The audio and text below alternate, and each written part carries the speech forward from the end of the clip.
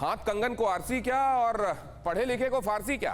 क्या पाकिस्तान के हालात ऐसे हैं कि वो दुनिया में ये नज़ीर पेश कर सके कि हम देखिए किस तरीके से हमारे यहाँ का हर एक नागरिक सुरक्षित है, सुखी है? और अगर नहीं तो उसके पीछे वजह क्या है, जरा ये देखिए। ग्रे लिस्ट में क्यों डाला जा रहा है पाकिस्तान को? बर्बादी की कगार पर क्यों पहुंच रहा है वो? काले धन पर वो रोक लगा नहीं पाया। रोक क्या नहीं लगाया? उसको ये माफिक आता है कि उसके यहां जो धन आए वो काला ही हो। यूनाइटेड नेशन से प्रतिबंधित संगठनों के लिए सुरक्षित पैसेज वो देता है, इसीलिए उसको सेफ हेवन माना जाता है ऐसे लोगों के लिए जो पूरी दुनिया के लिए खतरा है और आतंकवाद के पैरोकार हैं।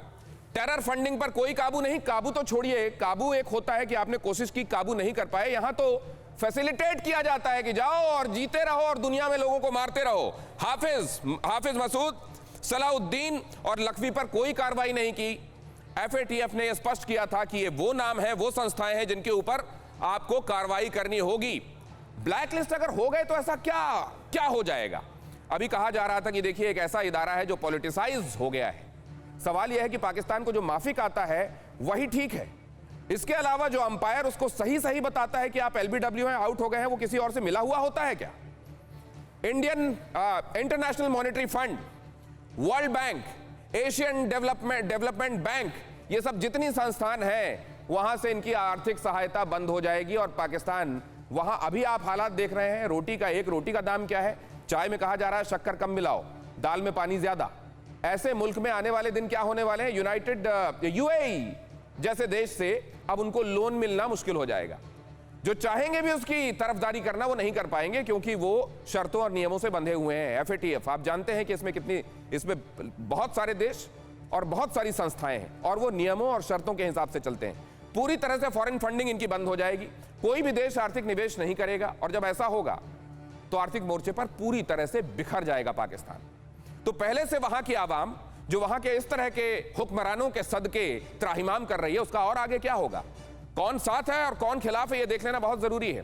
पाकिस्तान को इन हालात में भी कौन बचाने की कोशिश कर रहा है और कौन कह रहा है कि ये जिम्मेदार हैं, आतंकवाद के पैरोकार हैं, इन पर नकेल कसी जानी चाहिए। जरा देखिए, चीन, तुर्की और मलेशिया, ये 3 मुल्क ऐसे हैं जो खास तौर से ब्लैक लिस्ट में जाने से बचाने के लिए वोट करते हैं और इन्हीं के सदके ग्रे लिस्ट में अभी तक बचा रह पाया है पाकिस्तान। लेकिन आगे भी बचा रह पाएगा, इस बात की कोई गारंटी नहीं है।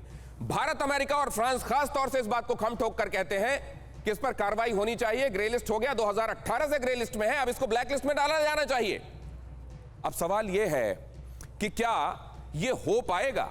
और ये जो मुल्क तरफदारी कर रहे हैं, ये क्या उस डाल को नहीं काट रहे हैं जिसमें ये खुद भी बैठे हुए हैं? कहां है ऐसा? कौन सा मुल्क ऐसा है जो इंसानों के बगैर बन जाता है? और अगर इंसान सब जगह हैं, उनको सबको सांस लेना है, उनको सबको समृद्धि चाहिए, सुरक्षा चाहिए, तो क्या ग्रेजुअली ये चीन में भी महसूस नहीं किया जाएगा? टर्की में भी महसूस नहीं किया जाएगा? मलेशिया महसूस नहीं करेगा? क्या ये समझने की जरूरत है? संजय भारद्वाज साहब, अब भी ग्रे में है मेरे लिए, तो ये हैरानी की बात है। देखिए, बहुत अच्छा, मुझे सुन के बहुत अच्छा लग रहा है सब बातें। कि पहली बात तो जो हमारे अब्बासी साहब पाकिस्तान की जो तालियां बजा रहे हैं, मुझे लगता है ऐसी तालियां बजती रहनी चाहिए। वो अवाम की बात कर रहे हैं, वहाँ अवाम है कहाँ? या तो वहाँ आर्मी है या वहाँ पे अल्लाह है, और अल्लाह को भी हाईजैक टेररिस्ट ऑर्गेनाइजेशन ने कर लिया। जो जिम्मेदार है पाकिस्तान को FATF में ले जाने के लिए, ग्रे लिस्ट में ले जाने के लिए। जो हालात बेसिकली आप देखिए, भारत से कंपेयर बिल्कुल मत कीजिए। भारत एक बहुत रिजिलेंट सोसाइटी है, एक कोहेसिव सोसाइटी है। भारत की जनता का डिसीजन मेकिंग और पॉलिसी मेकिंग में सीधा प्रभाव होता है। पाकिस्तान में अवाम कहीं भी नहीं है, अवाम की कोई नहीं सुनता है। सिर्फ डीप स्टेट जो है जिसने पाकिस्तान को डिसफंक्शनल किया हुआ है। मुझे तो एक बेसिक अंतर आपसे समझना है सर, संजय भारद्वाज सर, ये जो आप फर्क बता रहे हैं ना, ये सबको देखने, ये महसूस होने वाले फर्क है। एक टेक्निकल फर्क जो शायद आप समझा सकते हैं सर, वो ये कि ये कहा जाता है कि जो नॉन कोऑपरेटिव कंट्रीज हैं उनको ब्लैक लिस्ट में डाला जाएगा और जो सेफ हेवेंस हैं मनी लॉन्ड्रिंग के हिसाब से, टेरर फंडिंग के हिसाब से, उनको ब्लैक किया जाएगा। वो कौन सी चीज है जो अब भी ब्लैक होने से बचाती है सर? और उसके फौरन बाद मंजू मैम मैं आपके पास आने वाला हूँ। नहीं, इसमें देखिए, पहली बात तो कि जो ग्लोबल मनी लॉन्ड्रिंग और टेरर फाइनेंसिंग वॉच डॉग है, उन्होंने पाकिस्तान को 2018 में टास्क दिए थे कि आप इन टास्क को मीट कीजिए। लेकिन एक जो बेसिक जो टास्क है जिसमें कहा गया था कि जो सीनियर लीडर्स हैं, जो टेरर एक्टिविटीज में डेजिग्नेटेड टेररिस्ट लिस्ट में है उनको इन्वेस्टिगेट कीजिए, उनको प्रोसिक्यूट कीजिए।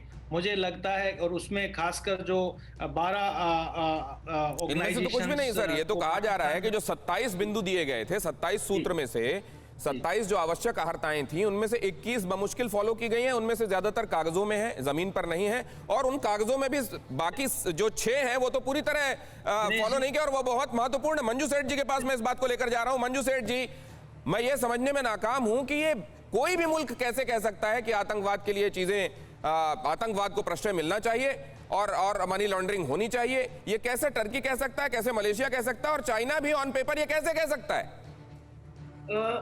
ये बिल्कुल इसीलिए इतना उनके ऊपर प्रेशर डाल रहे हैं, यूएस भी डाल रहे हैं, फ्रांस भी डाल रहे हैं, इंडिया भी कह रहे हैं कि नहीं, ये इनकी बात ना मानी जाए, क्योंकि ये चीजें जो डेजिग्नेटेड टेररिस्ट हैं उनके अगेंस्ट एक्शन नहीं ले पा रहे हैं, तो आप इनको कैसे नजरअंदाज कर रहे हैं। लेकिन ये जो इनके जो फ्रेंड्स हैं, पाकिस्तान के जो फ्रेंड्स हैं, वो उनको थोड़ा सपोर्ट करते हैं और कहते हैं नहीं, पाकिस्तान कोशिश कर रहा है, क्योंकि जैसे आपने अभी कहा दिनेश जी, वो ऑन पेपर ही है चाहे, लेकिन उन्होंने वो पेश तो किया है कि हमने ये किया है, लेकिन हम सब जानते हैं कि ऑन द ग्राउंड इतना फर्क नहीं पड़ा है, और सारे जो डेजिग्नेटेड टेररिस्ट हैं, यूएन डेजिग्नेटेड हैं, यूएस डेजिग्नेटेड भी हैं, वो अभी भी फैसिलिटेट होते हैं, उनको सेफ हेवन मिला हुआ है पाकिस्तान में, और इसीलिए इनको लोन्स और funding from IMF, world bank और ADB से भी मुश्किल आ रही है। उनकी इकोनॉमी इस वक्त बहुत ही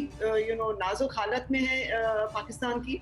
और कल ही मैं एक न्यूज़ आइटम देख रही थी कि वो इमरान खान साहब कह रहे हैं कि हम टैक्सेस थोड़ा और बढ़ाएंगे ताकि थोड़ा हमारे इकोनॉमी थोड़ी बच पाए, लेकिन बहुत ही नाजुक हालत है। और चीन, मलेशिया और जो टर्की है वो सपोर्ट करते हैं, क्योंकि उनके एक तो चीन के तो इन्वेस्टमेंट्स हैं वहाँ पे काफ़ी, और इसलिए वो चाहते हैं कि वो पाकिस्तान ब्लैक लिस्ट में ना जाए, क्योंकि अगर वो हो तो उनके जो छोटे अभी जो जितना इन्वेस्टमेंट उन्होंने अभी तक किया है वो खतरे में पड़ जाएंगे। और मलेशिया और इसमें एक नजरिया मैम, इसमें एक नजरिया ये भी है, इसमें ये भी कहा जा रहा है कि अगर आप टेरर स्पेसिफिक इकोनॉमी ही अपनी बना लेंगे, अगर आपकी ट्रेन दौड़ेगी ही उन पटरियों में जो आतंकवाद की पटरियां हैं, तो आप उन पटरियों को उखाड़ के फेंकेंगे कैसे? फिर तो आपके वजूद की वजह वो है। हारिस साहब, कैसे होगा ये? मैं जरा हारिस साहब से समझूं। हारिस साहब, मुमकिन है कि आप लोग कोशिश करते हो कि इन लोगों पर कार्रवाई करें? हम देखते भी हैं कि कुछ लोगों को नजरबंद किया जाता है, कुछ लोगों के लिए कोर्ट तक ले जाया जाता है, कुछ दिनों तक जेल में भी रखा जाता है, लेकिन ये आई वॉश क्यों साबित होता है? ये आई वॉश इससे साबित होता है कि हमने 27 में से 26.5 पॉइंट कंप्लीट कर लिए, लेकिन जब तक अमेरिका नहीं चाहेगा पाकिस्तान को ग्रे लिस्ट में रखा जाएगा, पाकिस्तान उनके प्रेशर में आप लोगों के नहीं आएगा। पाकिस्तान ने अपना जो कुछ करना था हमने करके दिखा दिया, लेकिन एक बात याद रखें, जिस मुल्क आपको अगर सबसे ज़्यादा आपकी स्क्रूटनाइज किया जाए तो सबसे बड़ा टेररिस्ट मुल्क जो है वो इंडिया है। जो आप अफगानिस्तान के थ्रू पाकिस्तान में, बलूचिस्तान में करते रहे हैं, जो पाकिस्तान में टेररिज्म किया है, आपका सर्विंग कमांडर पाकिस्तान ने पकड़ लिया, उसको सजाए मौत हुई है। उसके बाद ये ICJ ने भी कंफर्म किया कि वो अमेरिकन आपका इंडियन था, इसलिए। और आपके 44 बैंकों ने $1.22 बिलियन की मनी लॉन्ड्रिंग की है। सबसे ज्यादा पाकिस्तान में आप टेररिज्म कर रहे हैं। आपको मुझे हैरानी होती है, कोई एक मुल्क, कैसे एक व्यक्ति तो आपकी आवाज में आवाज मिलाता मिलता, कोई एक मुल्क तो मिलता। आपने सबको आप ज्यादा अमेरिका के कंट्रोल में, फ्रांस किसके कंट्रोल में है? अमेरिका के किसको सपोर्ट करता है? इंडिया को। ब्रिगेडियर हैरिस, आप तो पढ़े लिखे होंगे, फिर आपकी ट्रेनिंग हुई होगी, फिर आप नहीं, एक सेकंड ब्रिगेडियर हैरिस, आपने बहुत पढ़ाई लिखाई की होगी, तब आप यहां तक पहुंचे होंगे, आपको इतिहास भी पता होगा। एक मुल्क का नाम बताइए जिस पर भारत ने आक्रमण किया हो, जिसके लिए भारत ने अटैक किया हो, जिसको अपना सब्जुगेट करने की कोशिश की हो, जिसको अपना दास बनाने की कोशिश की हो। आप एक उदाहरण बताइए जहां पर किसी दूसरे मुल्क की संपदा लूटी गई हो, उसको माले गनीमत बताया गया हो। आपने भूटान को, नेपाल को, श्रीलंका को, बांग्लादेश को, सबको तो आपने कब्जा करने की कोशिश किया। आप सारे आपको छोड़ गए हैं। तो अगर इनके ऊपर कभी मुसीबत आती है तो ये भारत की तरफ भागे हुए क्यों आते हैं? अगर इनको भारत से इतना बड़ा खतरा है तो ये भारत की तरफ भागे हुए। ब्रिगेडियर हैरिस, ऐसा भी ना कीजिए, ब्रिगेडियर हैरिस, ऐसा भी ना कीजिए कि कौवा आपके घर पर बोलकर जाए कि मैं नहीं काटूंगा इसको, ये मुझसे ही बड़ा वाला है। आप इंडिया को, ये जरा ये भाटिया साहब बताएंगे। भाटिया साहब ये मेरे से भाटिया साहब को छोड़े ना पहले। नहीं, आपसे हो गई, आपने आपका सुन लिया। भाटिया साहब को क्यों छोड़े? भाटिया साहब को क्यों छोड़े? ब्रिगेडियर हारिस, एक सेकंड, क्यों छोड़े भाटिया साहब को? नहीं, ये क्या तरीका है भाटिया साहब को छोड़े? मुझे तो बोलने देना। नहीं, आपने बोल लिया।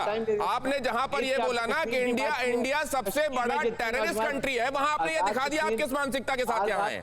आप सच बोलने का साहस अगर आप में है तो आगे भी आपसे बात करूंगा, लेकिन मैं ये जरा समझना चाहता हूं कि लोग क्या खाकर या क्या नशा करके ये बातें कहते होंगे, जरा मैं ये समझना चाहता हूं भाटिया साहब से। देखिए, उन्होंने खुद ही बोल दिया ब्रिगेडियर हैरिस ने कि अमेरिका, फ्रांस, इंडिया का साथ देता है, भारत का साथ देता है।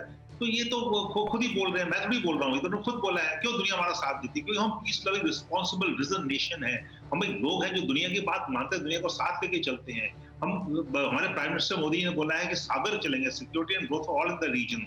बांग्लादेश में क्या हुआ 25 मार्च 1971 को याद करने की जरूरत नहीं है, इनको पता है ऑपरेशन सर्चलाइट में क्या हुआ था। 10 लाख लोगों को इन्होंने एक रात में इन्होंने क्या किया। तो ये बांग्लादेश तो लिबरेशन वॉर थी। अब हमें ब्लेम करते हैं। अगर मॉलडीव में अगर उनके प्रेसिडेंट हमको आने के लिए बोला तो हम गए। श्रीलंका में एक एकॉर्ड था, इंडिया श्रीलंका एकॉर्ड, उन्होंने हमको पीस कीपिंग के लिए बुलाया। पीस कीपिंग के लिए हमारा देश जो हमेशा वापस आ जाता है। हारिस नवाज साहब, मैं उम्मीद करता हूं कि आप उस कप में कॉफी या चाय ही पी रहे होंगे। मैं उम्मीद करता हूं कि उसमें कोई टॉक्सिक इंटॉक्सिकेट करने वाला सब्सटेंस नहीं होगा जो दिमाग पर असर करता हो। मैं आता हूं आपके पास। परवाह देश की, सोमवार से शुक्रवार रात 10 बजे TV9 भारतवर्ष पर।